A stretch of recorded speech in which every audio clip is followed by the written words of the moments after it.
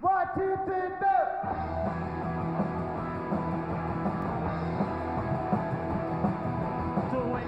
24 hours ago, I wanna be sedated. I think what the Ramones did when they first started out was quite extraordinary, really. They were dumb, but they weren't stupid. Ridiculous, but they were very clever at the same time.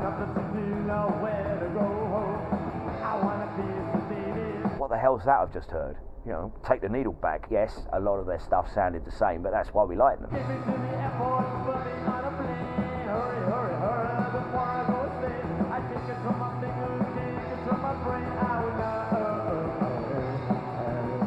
They didn't vary at all. It's not like more than any other band. They kind of had this one sound and stuck with it for 30 years. They weren't wanting to be a polished commercial band. They were wanting to produce, I suppose, dirty, attitude-laden music. Personally, I think that's what the Ramones are all about.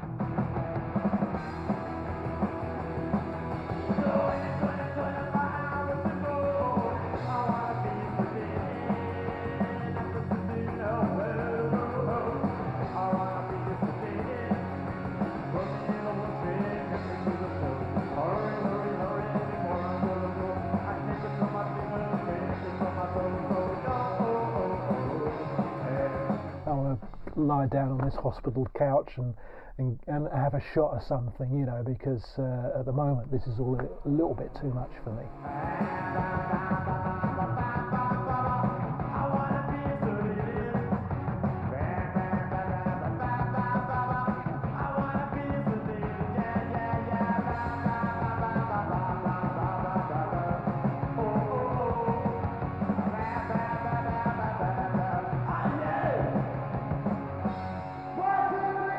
That was the sound of I Wanna Be Sedated.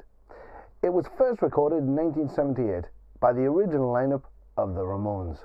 Stripped down, unrefined, unadorned. This is rock and roll in its rawest and most glorious form.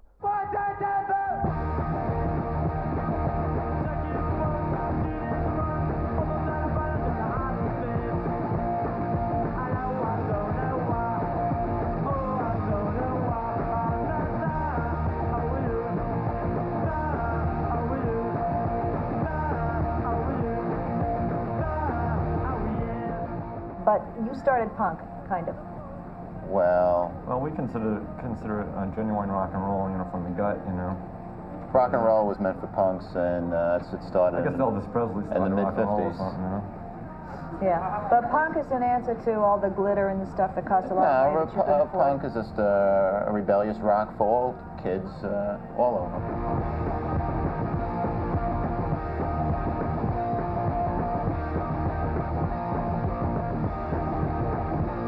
I think when you compare Judy's a Punk to other songs like The Damned, like the Sex Pistols, like The Clash, who were later referred to as punk, it sounds very different. It's a very different kind of music. It's not as aggressive. It's not as kind of anarchic. It's quite a sort of happy-go-lucky rock and roll kind of tune. The Ramones didn't see themselves as a punk band. They really saw themselves more as a sort of pop rock band, and they were trying to emulate Beach Boys, Jan and Dean, and quite a few other bands of that era, the sort of 50s and early 60s, but with just distorted guitars and that sort of driving beat. I mean, I'm sure that the New York punk scene didn't refer to themselves as punk rock. I think they were a lot more arty than that. But I mean, it was something that was wholly embraced by kids in the UK that were disaffected with glam and prog and heavy metal. Those groups in England went beyond really what you're doing as far as becoming very politically violent, safety pins through their cheeks. They didn't do those things. There were just bands that wanted to play rock music too. It's just a fashion started from clothes stores, and the public media just picked up on a few assorted people. Yeah, how the media's into sensationalism. And just showed them. The Clash and the Sex Pistols don't wear those things.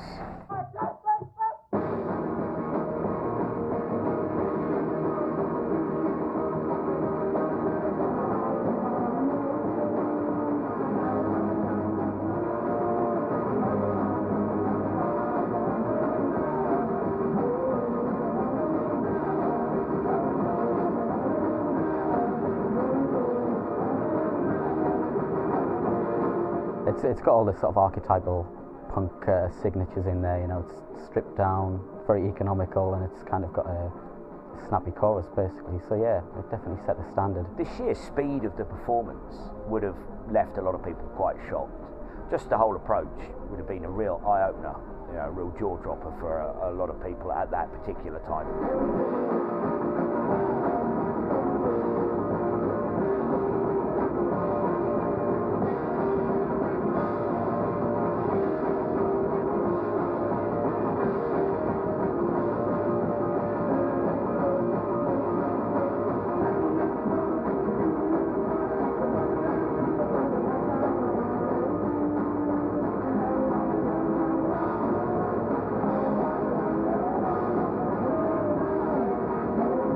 The Sex Pistols stole all the thunder when they exploded onto the scene, burned briefly, then disappeared. There was nothing so ephemeral about the Ramones. They played over 20 to 100 dates in a career which spanned over 20 years. In all that time, they never compromised the original principles which had brought the band together. The Ramones adopted an independent attitude from the very beginning. This is the Independent Critical Review of the music of America's favorite underground band.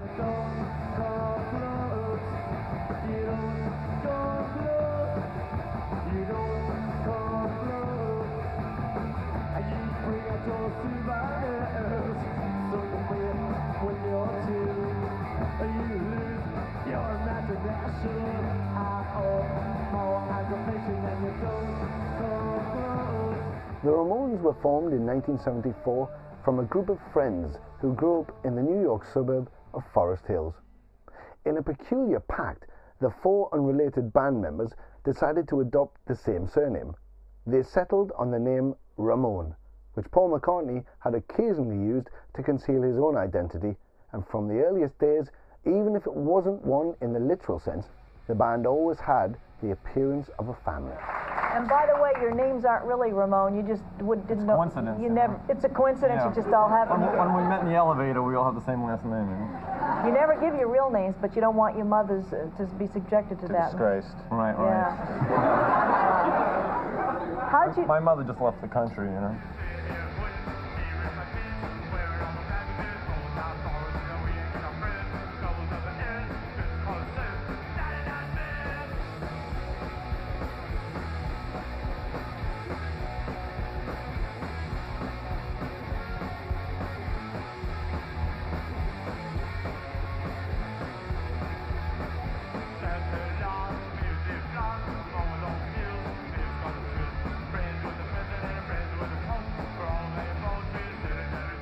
In later days, of course, the Ramones would famously become something of a dysfunctional family. Like a twisted parody of a bad TV movie plot, in 1981, Joey Ramone would find the love of his life stolen by his colleague and pseudo-Ramone family member, Johnny Ramone.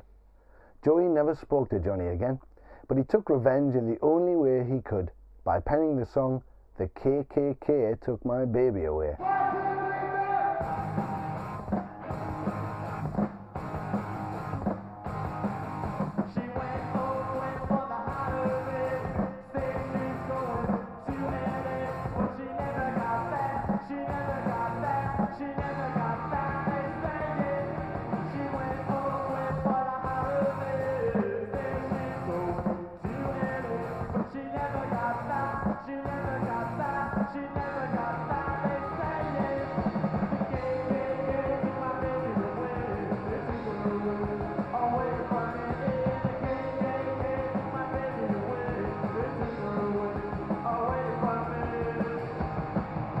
The KKK Took My Baby Away was written by Joey about Johnny, who had nicked Joey's girlfriend Linda, basically. So it was a criticism of his quite conservative political beliefs. And he uses the terminology, the KKK, not to imply that Johnny was a member of the Ku Klux Klan, but certainly to signify that he had right-wing leanings as far as his political thought went. And that never sat comfortably with many other members of the band. I mean, in fact, he was a nasty little fascist bastard, basically.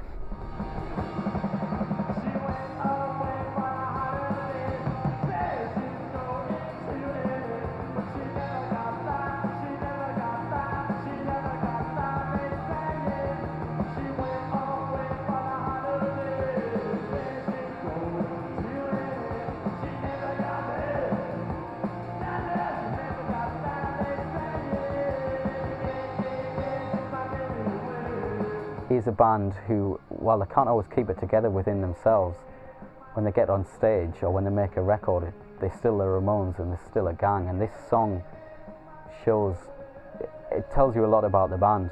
They might have hated each other, but they could still get up and rock out together.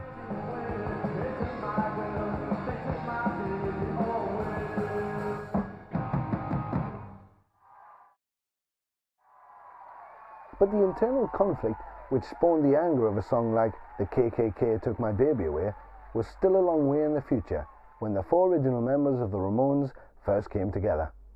The Ramones were originally cajoled into life by drummer Tommy Aidley, who was to become better known as Tommy Ramone.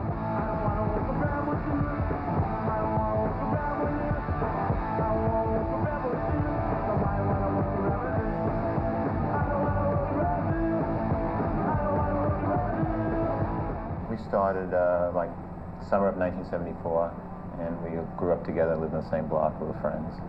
Something we always wanted to do. It's an unnatural phenomenon. Can you see? Yes, well, don't do it there. It's not the right spot, you know? All right, and by the way, you know what? I was meaning to get a haircut. But you didn't have time. No, it's too many things to do, you know.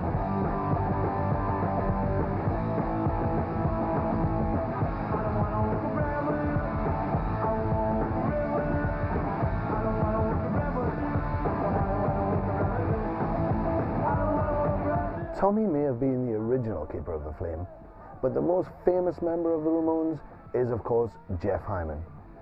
Jeff was dubbed Joey Ramone on joining the band, and the name has stuck ever since.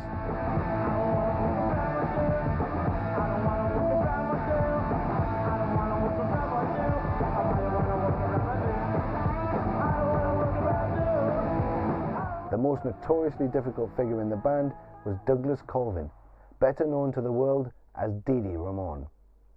Dee Dee had originally hoped to take up the role of vocalist in the band.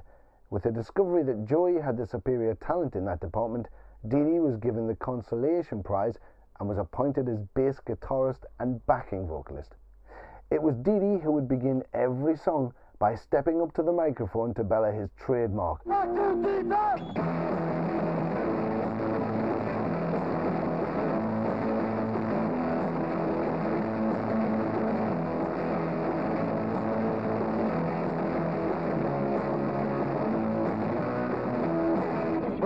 Outwards where I belong.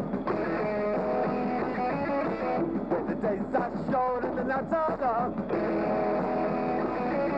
I don't want, I really want, and I'm sweating, I really shoot, and I'm swimming, I really swimming, and I'm flying, I really flying. Over out there, I've been born, it's no one, Dee Dee was coached through the rudimentary requirements of the bass by the 4th member of the band, John Cummings, professionally known as Johnny Ramone. Johnny was uncompromising in his attitude, both to politics and to music.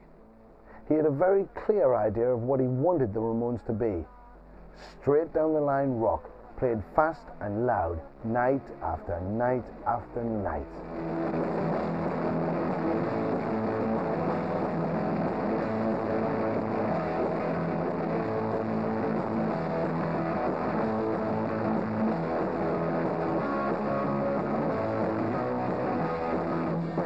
Top the skin of Frisco.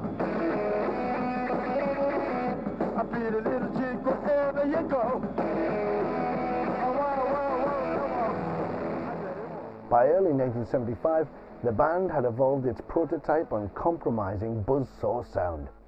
They had also begun to sport the trademark Ramones look of ripped jeans, sneakers, and leather jackets that smacked of the coolest gang in school. Good evening, ladies and gentlemen. We're the Ramones. The early Ramones performances, they were furious and frenetic. And you're a loudmouth, baby. You better shut it up. Something like Loudmouth, for example, you know, is a perfect example of that sort of hey ho, let's go. Nothing's going to sort of stop us. 1, 2, 3, 4.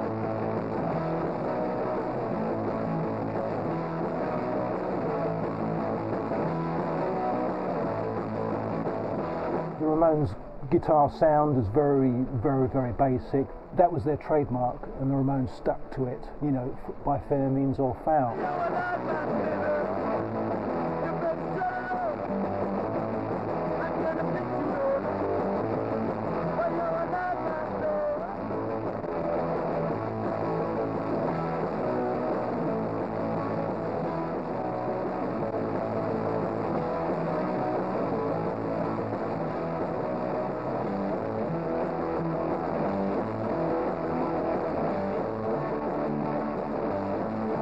People call it buzzsaw guitar sound, which is like, you know, like a chainsaw but quieter. They managed to achieve it by the simplest means, by just buying cheap guitars and cheap amps. So it's almost a Ramones sound by default. That's all they could come up with. That guitar sound, I think, was integral to Loudmouth, integral to the whole album and throughout the Ramones' career. Never really changed. You knew what you were getting, basically, with the Ramones.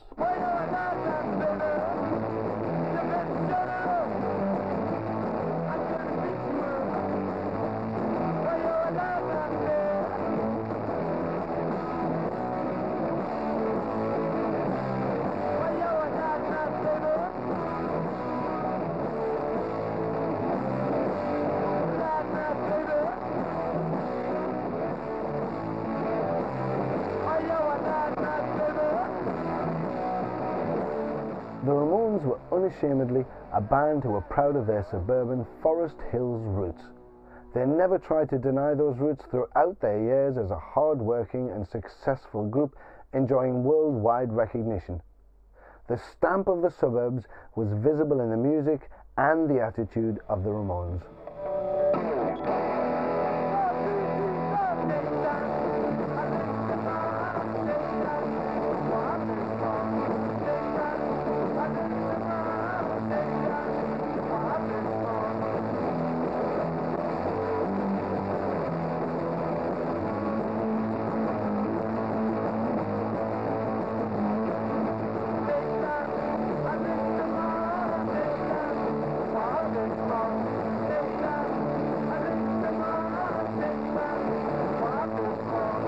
Listen to My Heart it shows a slightly different side of the Ramones. It's a slightly sort of a more mature sound, perhaps. It's a bit like a filler track to me.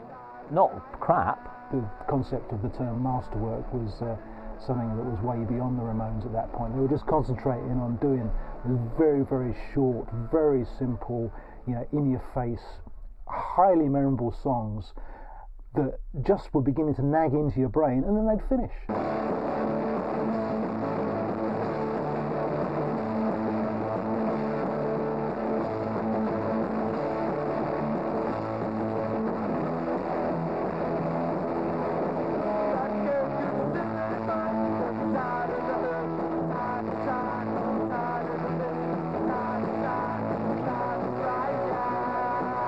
I don't think they were particularly great love song writers in any sense of the word. Not that this is a particular love song, but I don't think they really had that in themselves that much. They're a band with sort of dual personality. On the one hand, they were writing all these antisocial punk songs, but on the other hand, they had a real sort of heavy romantic streak, almost a kind of naivety about a lot of their songs. On the one hand, they're celebrating the fact that they're sort of freaks, but on the other hand, they're sort of wanting to be loved.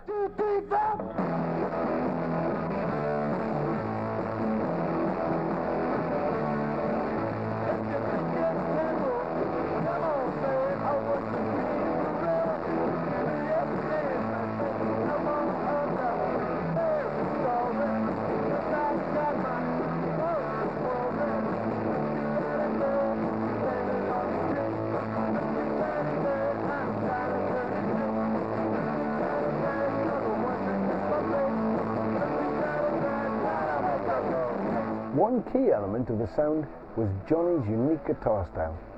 Guitarists playing a repeated chord will generally use both the downstroke and the upstroke.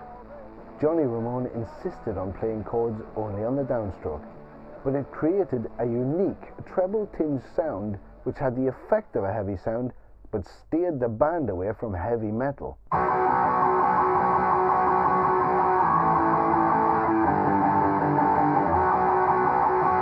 You can play that another way. You can play it with a down and up stroke.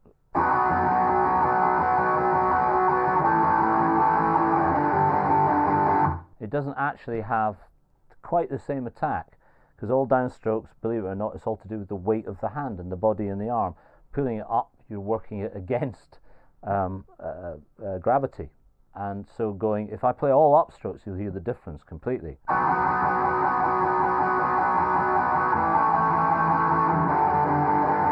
Much harder to do. So that's Johnny Ramone's technique. And Dee Dee used to use it as well. Sometimes when he'd use a plectrum, he'd play all downstrokes. So the whole band was playing downstrokes in a sense, bass, guitar, and drums. If Marky was playing, a lot of the time he used to use a floor tom by going boom boom boom boom boom boom bam boom boom boom bam. So everybody was going 1 and 2 and 3 and 4 and 1. So you had this constant driving beat.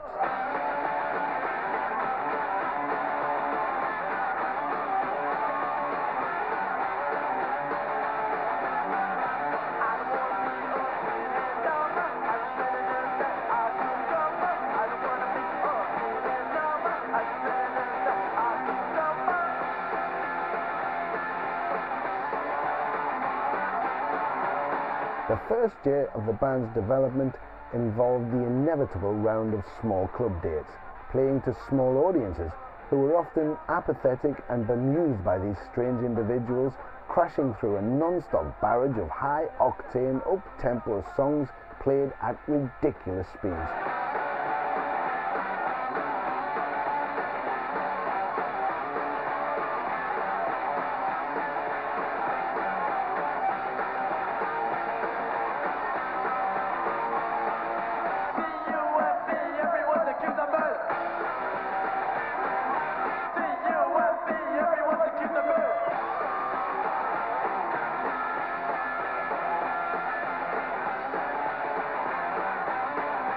The one real stronghold for the band was the legendary CBGBs, the New York club which had become known as the birthplace of punk in the US.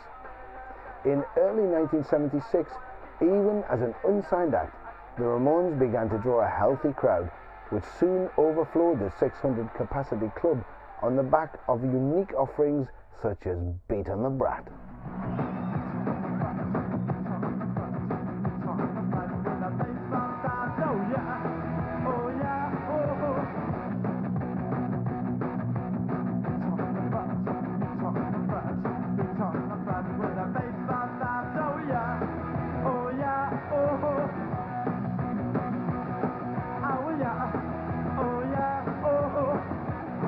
With Beat on the Brat, I think the Ramones were being extremely clever. It had hardly any lyrics apart from Beat on the Brat with a baseball bat. It's sticking up really for you know, the typical adolescent getting into trouble. It's a punk rock song, but it kind of owes just as much to like 50s pop bands and doo-wop bands. It's kind of that type of almost like an innocent sounding song played fast, but when you actually listen to it, it's quite a sort of nasty, dark little sentiment, a violent song really.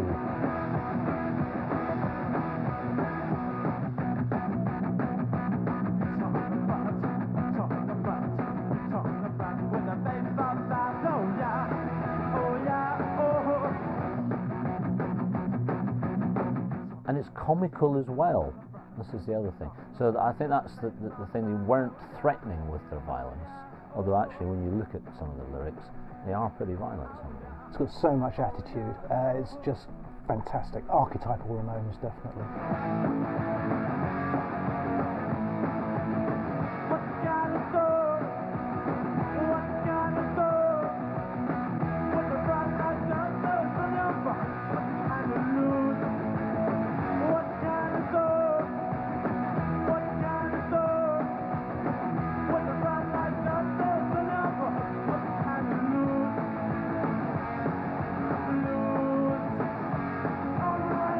On the strength of their hard work and growing audience appeal, it wasn't long before the band had an album deal with Sire Records.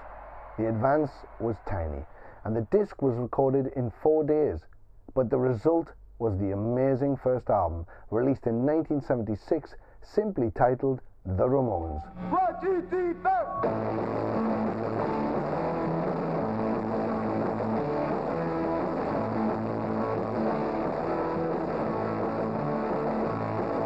all the ingredients for a really catchy tune are there. It's got a catchy riff, it's got a catchy melody, a sing-along refrain, and yet they do it in a matter of a minute and a half, 2 minutes. Hey, oh, let's go! It is just one of the most fantastic punk records around. Oh, let's go! It's almost beyond simple, it's beyond dumb, if you like. That's kind of the brilliance of the band, really.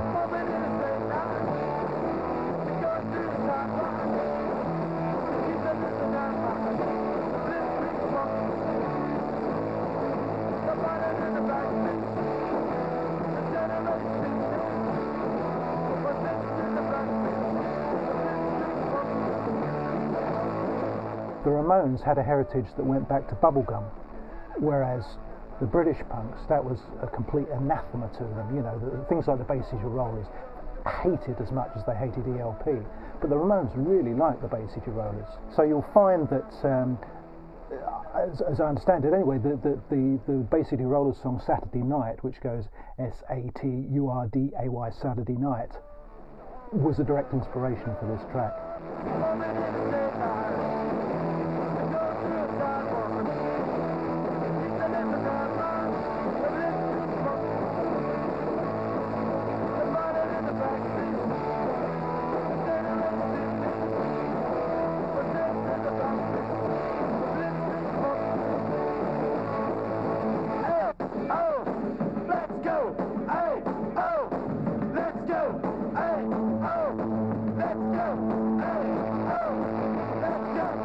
The second album, The Ramones Leave Home, was an apt title for a band which enjoyed its biggest success abroad.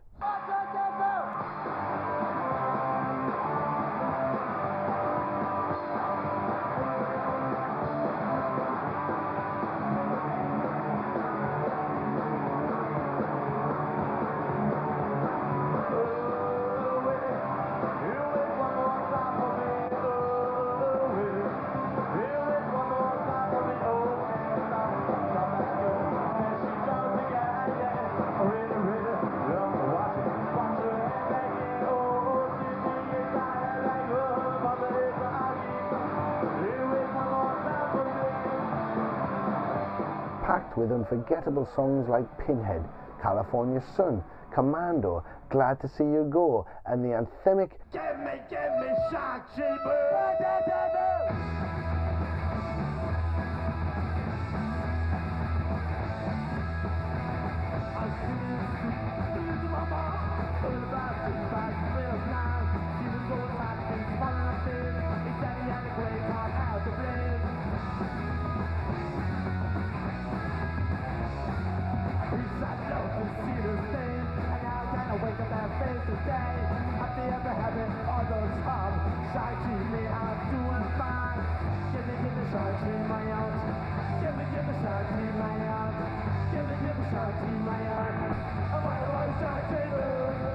Gimme Gimme Shock Treatment, I think, is the Ramones at their most hilarious. Gimme Gimme Shock Treatment is very much black humour, as is a lot of what the Ramones did, certainly on the earlier albums. It's a completely typical thing for a band who's adopted this very, very dumb image to now, you know, endorse shock treatment, which arguably would make them even dumber.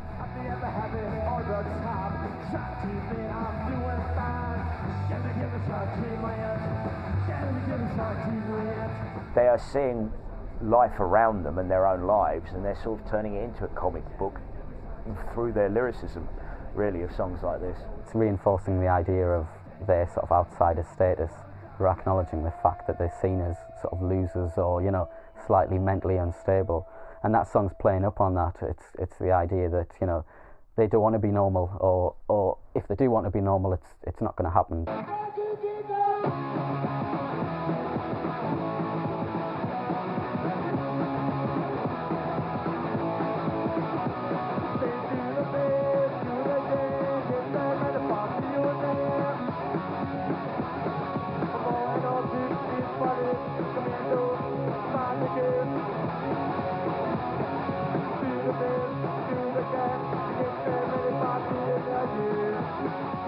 In the post-Vietnam era, the wounds of the conflict were still fresh in American minds. The Ramones' response to the debate was a disturbing world of Commando. Well, the Ramones aren't particularly noted for their sort of social commentary, but they did occasionally break away from the comic book capers, and Commando is a look at sort of post-Vietnam America. It's different from the Ramones' earlier stuff. It shows a sort of a level of maturity, if you like, and a willingness to look at other subjects and to realise that as musicians, as rock stars, if you will, you have a voice, you can influence the way that other people think and the way that other people respond to things.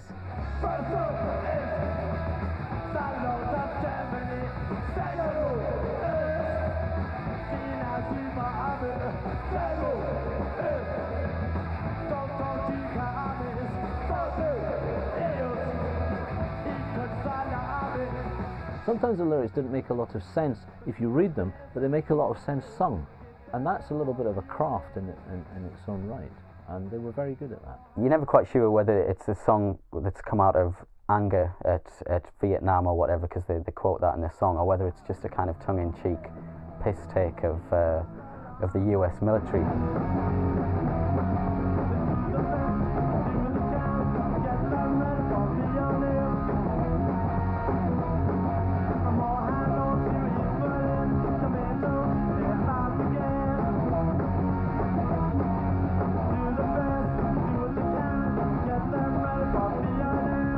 Arguably, is a better kind of anti-war protest than anything that came about that was much more serious and more heartfelt, you know. The idea of the Ramones as social commentators doesn't really sit well with the whole image of the band, I've got to be honest with you. So, I mean, they did occasionally, you know, take a left field step into that area, but it's not what they're best remembered for.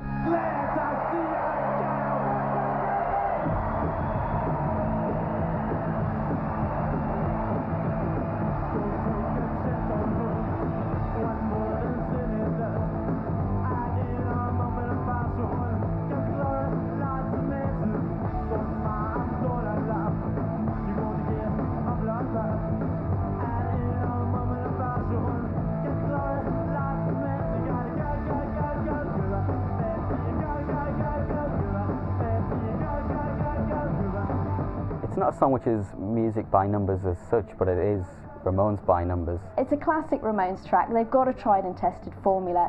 This is the formula that's working. Of course they're going to duplicate that formula. Whether Glad to See You Go is music by numbers or not, the lyrics certainly aren't. The bloodbath and the Charles Manson obsession. Oh God, I mean, this is really strong stuff. I need somebody good. I need a miracle. Should I take a chance on you? One bullet said and done. What's my gonna love? You're gonna want my autograph. I need a moment about you. Distinctive, very easy to you know, that's the Ramones when you hear them. And is that a bad thing? I wouldn't have said so. I certainly wouldn't call it music by numbers. You could say maintaining the same degree of stupid dumb-ass excitement, and I think the latter, definitely.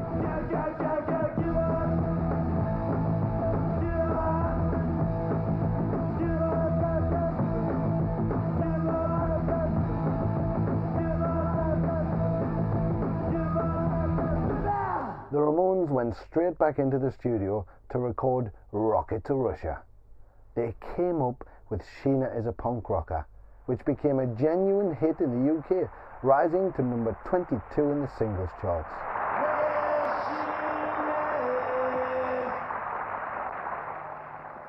About rocket. If punk broke in 76, 77 was the big year. By 78 it was almost all but over. So, I mean, I think that gives you an indication of how well received the Ramones were in the UK. I hate to say it because the Americans get terribly upset, but they're always like a little bit behind the Brits. And although they say, no, we discovered punk rock, at the end of the day, they didn't latch on to punk rock until after the British people did.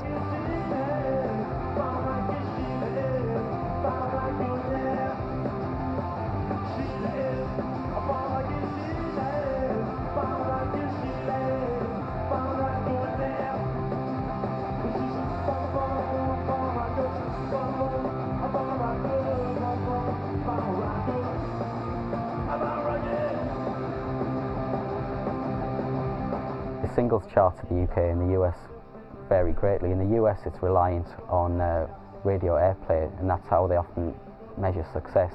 Where in the UK, it is purely about single sales, and it's probably easier to have a hit in the UK. The fact that it didn't sell in America shows you that they just weren't tuned, they weren't on the same wavelength musically as people in Britain were, which is why the Ramones have always been far better known as a band here in the UK than they were in their home country of America.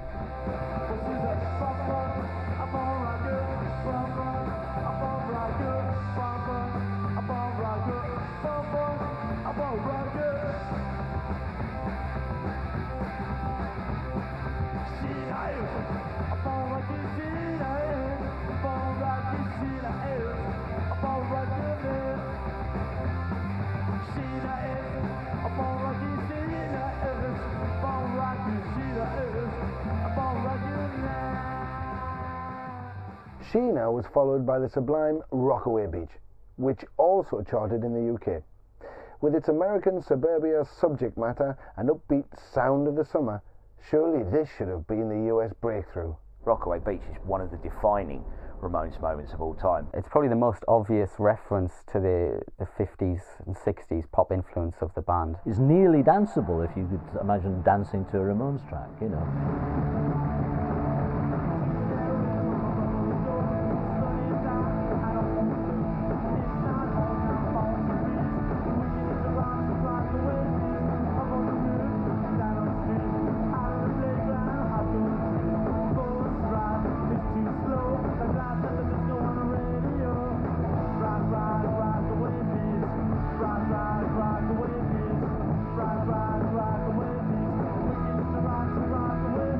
Very much inspired by the Beach Boys lyrically. There's no weighty message there, and there's no kind of it's not even that streak of negativity which is there in a lot of the Ramones songs. It does kind of go back to the sounds from that Ramones debut album. It's got that kind of blitzkrieg bop feel to it. It's a really simple, straightforward song, and it sort of works, and it's got all the you know, the like the bam bam bam, the sort of drum bits that makes everybody move to it.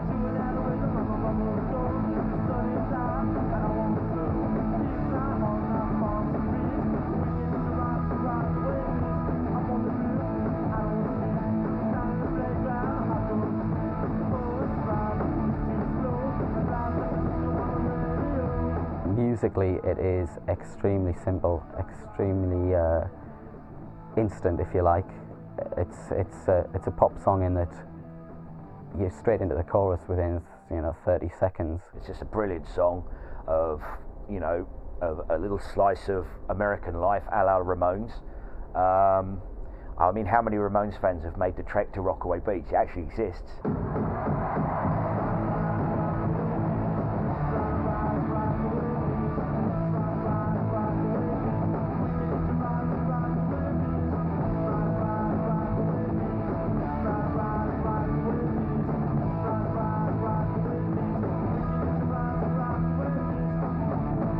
In the US, however, real success continued to elude the Ramones, who were increasingly frustrated to witness fellow new wave artists such as Blondie enjoying hit singles and the trappings of success. The bands that you really inspired back in the mid-70s, like Blondie and these people, that have in a sense commercially eclipsed you, does that make you mad at all? No. I mean, they took that way to do that, play, disco music and things like that to make it.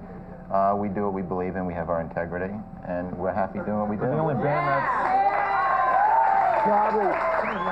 stuck to its original ideals, Everybody else took the easy route, Everybody else either went the sound of Bruce Springsteen, like Elvis Costello and people like that, or they went disco, or they went reggae, or something like that. We're the only band that stuck to our original idea, And which was hard-driving rock and roll. That's what rock and roll's all about, Yeah. And we're not mad. We're doing what we want to do, and we're happy doing this. And you're making some money, Right. obviously. I mean, there's room for everybody. There's no reason to shut out one kind of music, There's room for everybody, Frustrated by the continuing lack of commercial success and worn down by the demands of life on the road with his oddball fellow band members, Tommy Ramone threw in the towel. The remaining Ramones quickly recruited drummer Mark Bell, who inevitably became Marky Ramone. Record sales continued to be flat, but they were still respectable, and the only answer was for the band to go on producing great albums to the same formula and hoping for the long-expected breakthrough. This is exactly what they did with The Road to Ruin.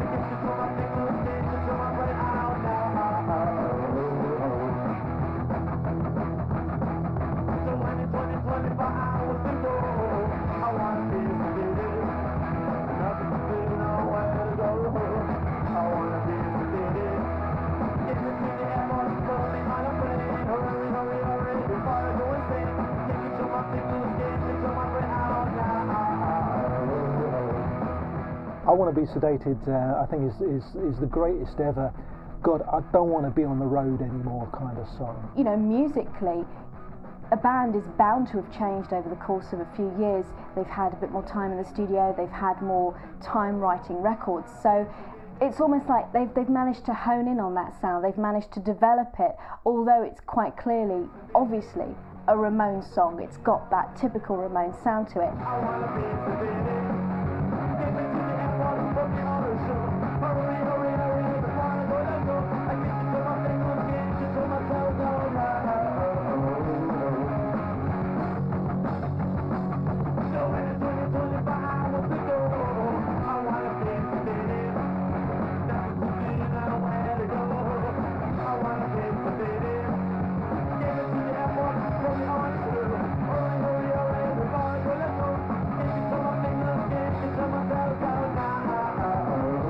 It's that weird sort of mix which the Ramones achieved. It's singing about sort of things which are obviously quite serious, but putting a kind of comic book edge to it all, to make it sort of more accessible for the radio and accessible for the fans who kind of can relate to what the Ramones were singing about in this song. It's a perfect example really of what they were doing in those early days, and how they did it brilliantly. I mean, it's something that they never managed to replicate really as time went on.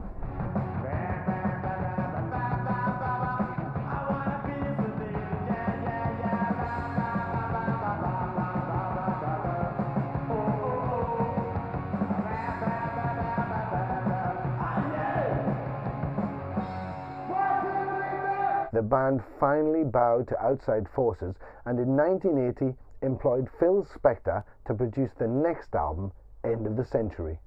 It brought the band to a wider audience in Europe at least, but for the hardcore fans, the magic had begun to dissipate.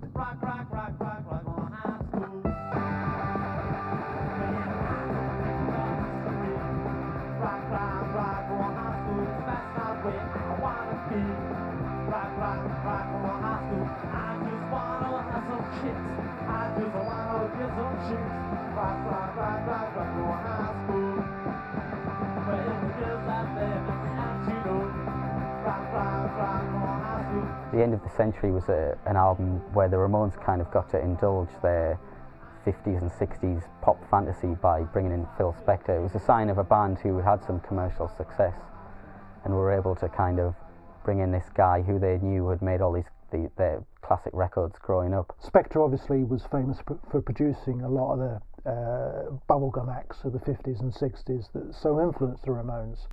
So you'd think the partnership would work out really, really well. For whatever reason, I don't think it really took off at all. End of the Century is their biggest selling record, certainly in America. And despite the continuous debate as to what Phil Spector managed to do with the Ramones sound, still remains one of the most listenable albums and has some of the best Ramones songs that they ever wrote.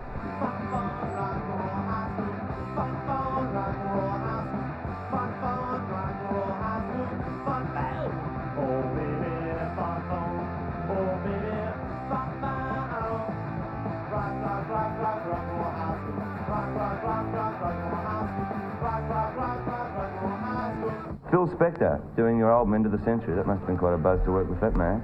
Yeah, well, he approached us 3 years ago in Los Angeles and told us he wanted to make a comeback, and he was looking for somebody original, and he's doing something different. Right. And, you know, and he told us he was a big fan of ours and that he wanted to do an album together.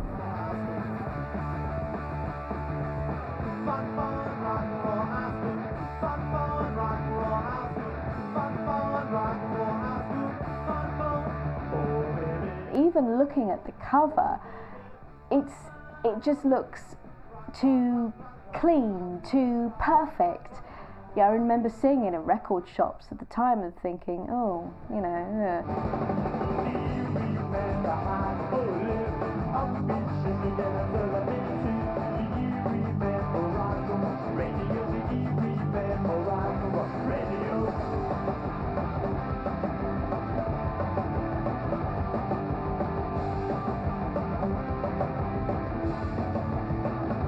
Some people think, you know, Phil Spector and the Ramones, weird.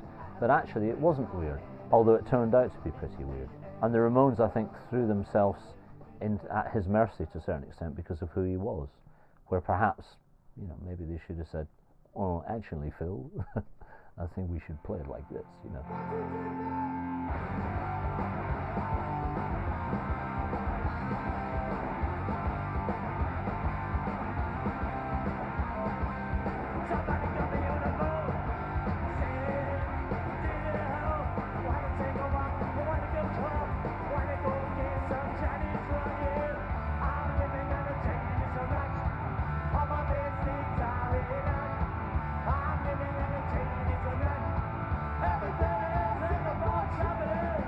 I think history has proven that it was definitely an album they needed to make at that point, because they were really kind of treading water, and I think it gave them a new lease of life. If you take the album as a celebration of the Ramones' love of 50s music, you know, as interpreted by Phil Spector, then it really, really works. But I think it's got to be taken in isolation to the rest of their catalogue. Our brand new single, we want the airwaves.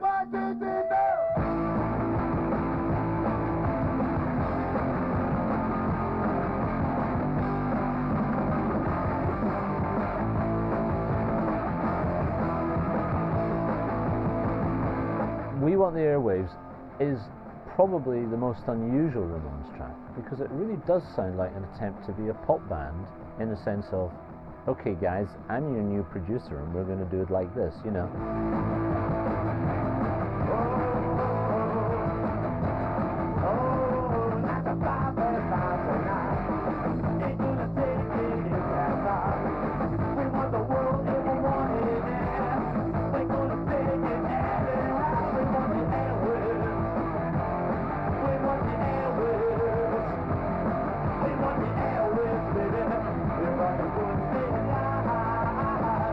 The song really displays a sort of a slightly rockier side. It's almost like a sort of, well, maybe we'll try and change our sound slightly. Maybe this will get us some airplay if we take a slightly rockier sound. Do you get a lot of airplay? No. Why not? Because radio's like television, and all they want to do is push crap on the public.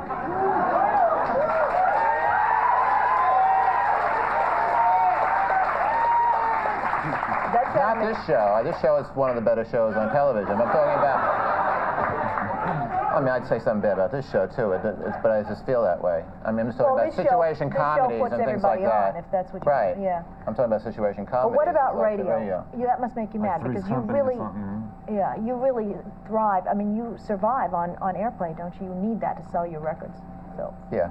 Well, it helps. Radio just turned into a big business. It's you know, just pushing mediocrity, and just like it's just all they care about is money now. Like, take the '60s, it was definitely the most innovative time in the history of rock and roll and radio, where they play everything and they look for new things to play. And the DJs were the hip people, and they turned us onto the Beatles and various people like that. I mean, nowadays, you know, the DJs could care less. It's just a salary, and it's just radio's totally sterile. You know, it's they play their hit list. And homogenous. You don't really need it, though. Really? We haven't had it, and we're getting along just fine without it. And kids don't, just because there is no radio doesn't mean that kids have to be stuck with mediocrity and not thinking. They just have to discover things on their own, whether it's us or anyone else.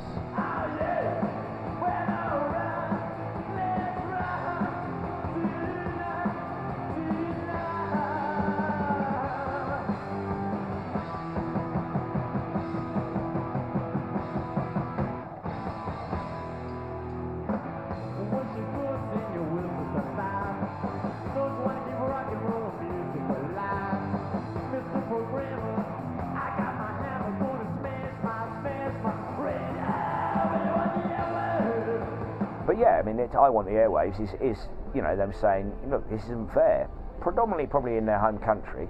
I mean, although by that point their success was slowly waning even in the UK.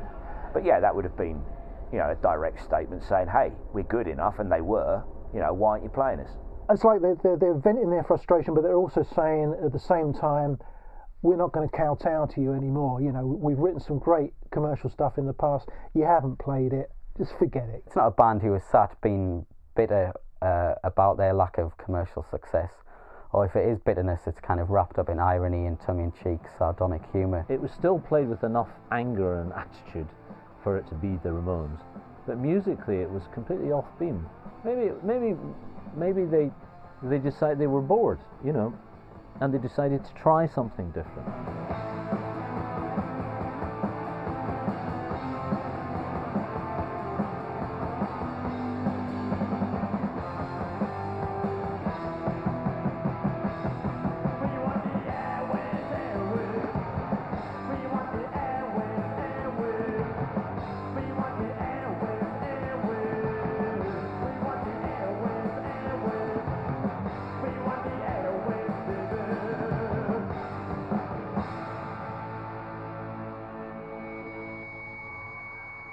Pleasant Dreams is not as good a record as End of the Century. Pleasant Dreams is a very different album for the Ramones. Pleasant Dreams, I think, is a weird album in the Ramones canon, if you like. It's a pop album, to be honest with you. It really is.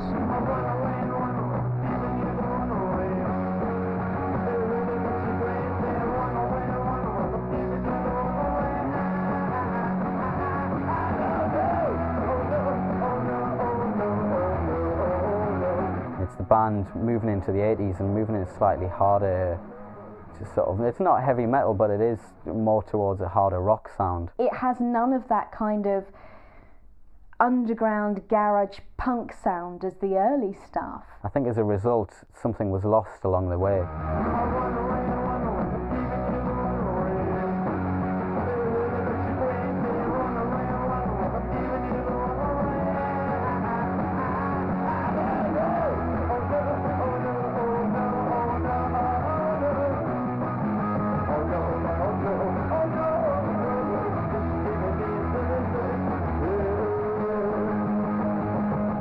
You know, it was almost like the baseball bat was in the back pocket now, you know, and they were doing something a little bit different.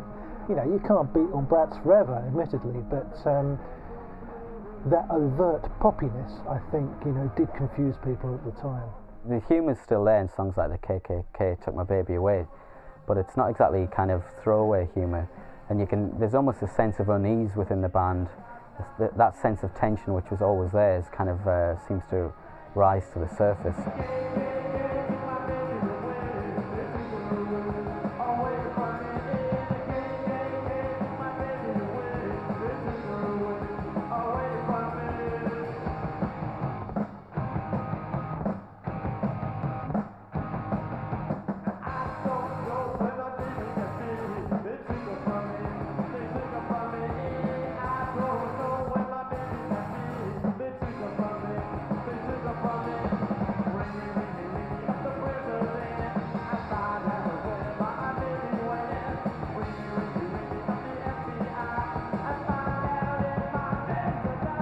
The production is the major problem. I think it's still got some great songs on it, but the production is the main problem. It's just too clean to qualify for punk.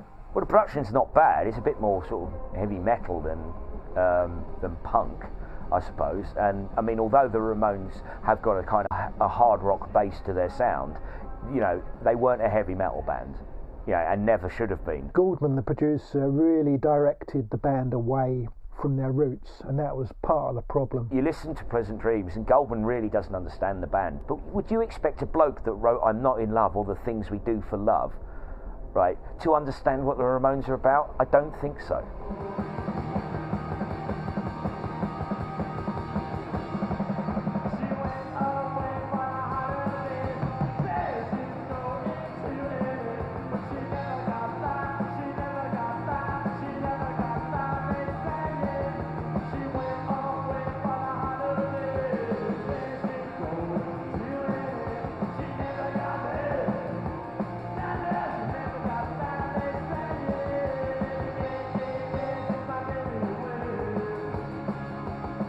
of the century was end of the century, and it was heralding a new direction. Pleasant Dreams takes that new direction one step further. But I think they realised that, you know, punk rock at this point had changed into something else. Already new wave had come along, heavy metal was emerging, and as sort of godfathers of punk rock, which they were sort of increasingly being called, even though they were still a relatively young band, they realised that they had to diversify.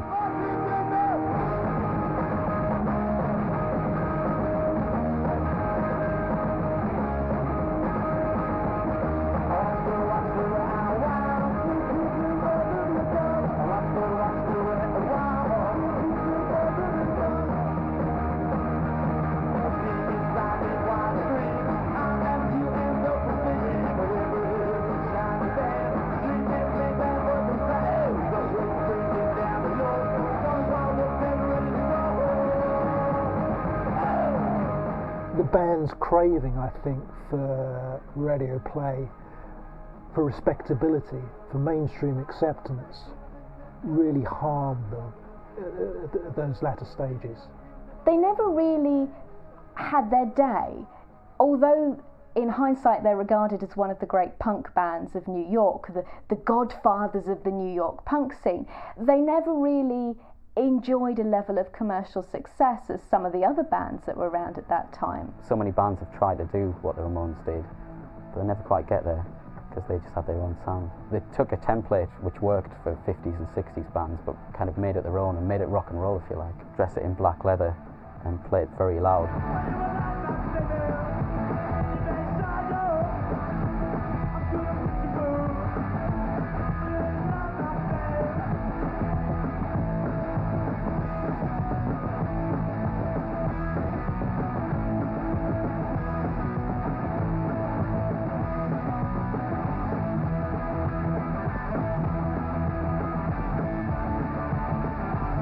But you know, those early Ramones shows, kind of all the songs would have blurred into one. It would have just been real, you know, breakneck speed, furious rock music that, you know, had that kind of punky edge to it. My personal opinion is I don't think they could ever get back to real business as usual that they had in the very beginning. They wanted to be loved, the Ramones, basically. They really did.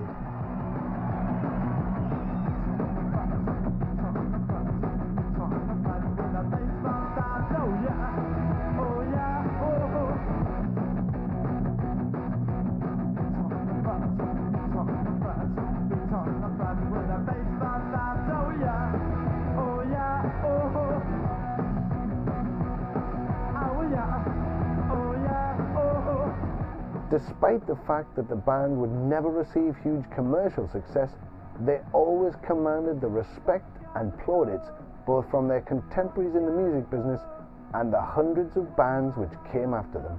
Everybody who is anybody with punk leanings, from Nirvana to Green Day, has publicly paid homage to the men from Forest Hills and acknowledged the Ramones as the band which inspired 1,000 careers and lit up millions of lives.